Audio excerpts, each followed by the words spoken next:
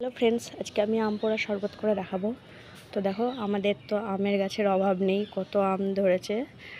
দেখি কোন আমটা পারতে পারি, তো সেই আম দিয়েই আম পোড়া শরবত করব। তো তোমরা দেখতে থাকো ভিডিওটা, ঠিক আছে? এখানকার আমগুলো ছোট ছোট, একটু বড় হলে ভালো হতো। তো ওই আমগুলো আছে, কিন্তু ওইগুলোতে হাত পাওয়া যাবে না। দেখি এখান থেকেই যদি আম পাই। তো দেখো কত আম ধরেছে, এই দেখো। তো বন্ধুরা দেখো, এই গাছে আমগুলোটাও পাওয়া যাবে এবং বড় আছে। দেখো পাখিতে খেয়ে নিয়েছে আমটা, কি অবস্থা। আসলে বৃষ্টি হচ্ছে না, তো সেই কারণে আমগুলোর এই অবস্থা। তো এই দেখো, আমি এটা পেরে নিলাম।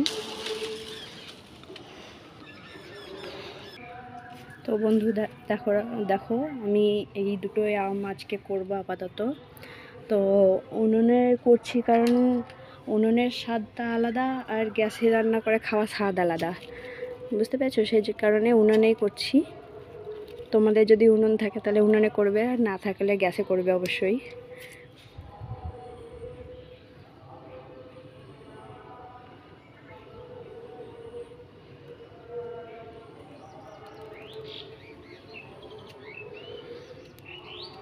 তো এই দেখো, আমার কাছে বাড়িতে অনেক সুপারি, নারকেল গাছ, আম গাছ আছে। তো তো আমি একখান সুপারির ব্যাগা নিয়ে এসেছি, তো ওটাকেই জ্বালিয়ে করবো আজকে। দেখো,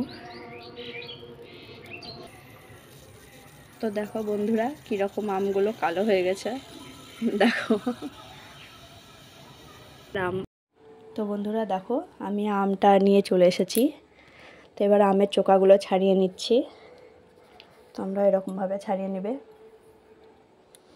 তো সব কিছু জোগাড় করে নিয়েই বসেছি, নাহলে বারবার উঠা বসা করতে হবে, তো পায়ে ব্যথা করবে। তোমরা সব কিছু জোগাড় করে নিয়ে বসবে, নাহলে বারবার উঠতে হবে। তো আমগুলো ছাড়িয়ে নেওয়ার পর একটু ধুয়ে নেব, নাহলে এই আমের যে পোড়া এগুলো থেকে যাবে। তো আমগুলো জলের মধ্যে আমি গুলে নিয়েছি। চটকে নেবে তোমরা, চটকে গুলে নেওয়ার পর এইটা ছেঁকে নেবে।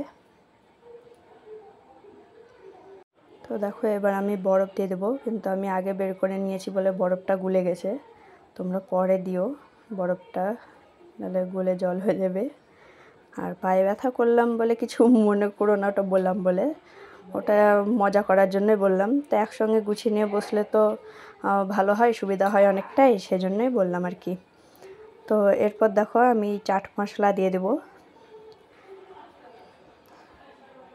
তোমরা চাইলে পুদিনা পাতাও দিতে পারো, আমার কাছে পুদিনা পাতা ছিল না, তাই আমি দিইনি। আমি পুদিনা পাতার বদলে জলজিরা ইউজ করেছি। তো দেখো, বিট লবণ দিয়ে দিচ্ছি সব পরিমাণ মতো, যে যেমন খাও সে তেমন দিয়ে নিও।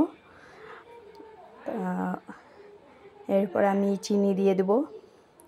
আমি তো একদম টক খেতে পারি না, সেজন্য আমি বেশি চিনি দিচ্ছি। তো তোমরা তোমাদের স্বাদ মতো দিয়ে নিও।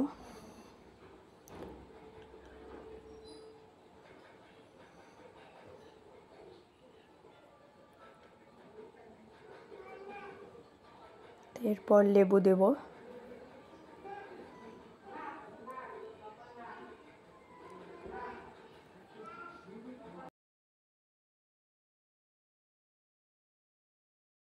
তো দেখো বন্ধুরা, এবার আমি জলজিরা মিশিয়ে নিচ্ছি, ভালো করে একটু গুলে নেবে। আর এই কাচের গ্লাসের মধ্যে মধ্যে না, মানে সাইডে আর কি, আমি জলজিরা, বিট লবণ আর চাট মশলাটা লাগিয়ে নিয়েছি। দেখো এরকমভাবে, তোমরা থালার উপর নিয়ে এরকমভাবে লাগিয়ে নেবে, দেখতে ভালো লাগবে। বাড়িতে গেস্ট এলে তোমরা এই আম পোড়া শরবতটা করে দিতে পারো, অসুবিধা নেই, খুব ভালো লাগবে খেতে, একবার করে দেখো। তো এরপর আমি লেবুটা দিয়ে দেবো, দেখতেও ভালো লাগবে। দেখতে ভালো লাগারও তো ব্যাপার আছে, বলো। তো চলো, আমার আম পোড়া শরবত রেডি, দেখো কেমন হয়েছে।